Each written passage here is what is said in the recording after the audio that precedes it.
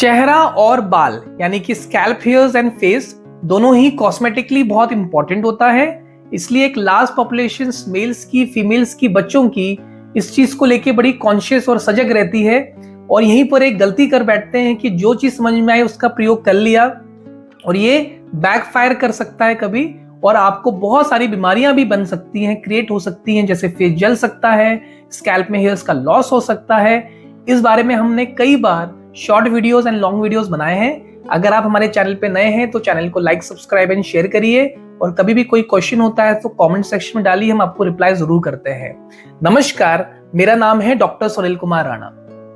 अगर हम पहले बात करते हैं स्कैल्प हेयर्स की, तो बालों को लेके बहुत लोग परेशान इसलिए हैं कि बाल फ्रिजी हो रहे हैं, बाल बहुत ड्राई होते हैं, दो मुंहे हो रहे हैं, बाल सफेद हो रहे हैं या बाल झड़ रहे हैं बहुत ज्यादा। इसको हम लोग कैटेगरी वाइज डिवाइड करते हैं। जब पेशेंट हमारे पास आता है तो उसके बहुत सारे हमें क्वेश्चंस पूछने पड़ते हैं कि आप कहाँ रहते हैं, क्लाइमेट इश्यूज तो नहीं है, एनवायरमेंटल इश्यूज तो नहीं है, डाइटरी फैक्टर्स का इश्यू तो नहीं है, हार्मोनल फैक्टर्स, जेनेटिक फैक्टर्स, सारे फैक्टर्स इसमें काम करते हैं। कभी कभी पार्लर में जाके जब या सैलून में जाके हम बालों पे कोई प्रोसीजर्स करा लेते हैं, स्ट्रेटनिंग करा लिया या ऐसे कुछ थेरेपीज करा लेते हैं तो भी ये बालों को नुकसान पहुंचा सकता है। इसलिए आपको अपने स्कैल्प का हेयर्स अपने डॉक्टर को पहले दिखाना चाहिए।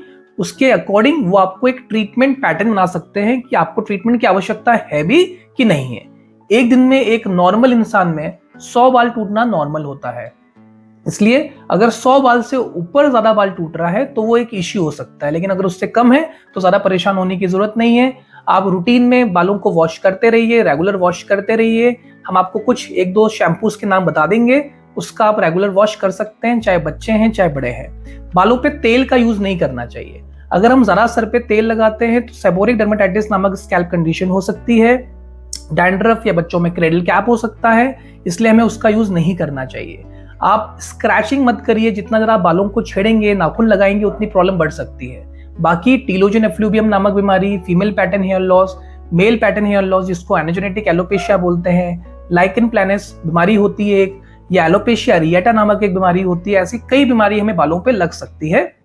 इसके लिए तुरंत अपने नजदीकी डॉक्टर के पास जाना चाहिए, जो स्किन के डॉक्टर हो, हेयर्स के डॉक्टर हो। लोकल थेरेपी नहीं करनी चाहिए। ऐसे ही हम बालों से रिलेटेड अगर चीजों के बारे में बात करें तो फ्रेकल्स होते हैं, फाइन लाइंस है, रिंकल्स हैं, क्रोफीट है, एक्ने के स्कार्स हैं, मेलाज्मा है, या ऐसे ही और भी पिगमेंटेशंस के इश्यूज जैसे एक्ने निकल आते हैं जो बाद में चेहरे पे बहुत सारी और साइड इफेक्ट्स क्रिएट कर सकते हैं, जिसको हम पिचका फोड़ के क्रिएट कराते हैं, या हमने पार्लर में जाके कुछ यूज कर लिया, या फेशियल ब्लीच वैक्स जिसको हम बोलते हैं, या अपने स्किन के ऊपर कोई कॉस्मेटिक प्रोडक्ट्स का प्रयोग कर दिया है, तो इनसे भी आपका स्किन कहीं ना कहीं डैमेज हो जाता है।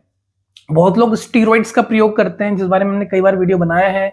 तो बेटनोवेट, पैंड्रम, स्किन शाइन लाइट ऐसी क्रीम्स का यूज करके स्किन में टॉपिकल स्टीरॉइड डैमेज फेस देखने के लिए मिलता है। इन दोनों का ही ट्रीटमेंट बहुत इजी है। आपको एक सनस्क्रीन यूज करना चाहिए जो ब्रॉड स्पेक्ट्रम हो अपने फेस के अकॉर्डिंग। एक रूटीन रेगुलर फेस वॉश करना चाहिए जिसको हम क्लींजर भी यूज कर सकते हैं, या पेशेंट के स्किन के हिसाब से क्लींजर या फेस वॉश प्रिस्क्राइब कर सकते हैं।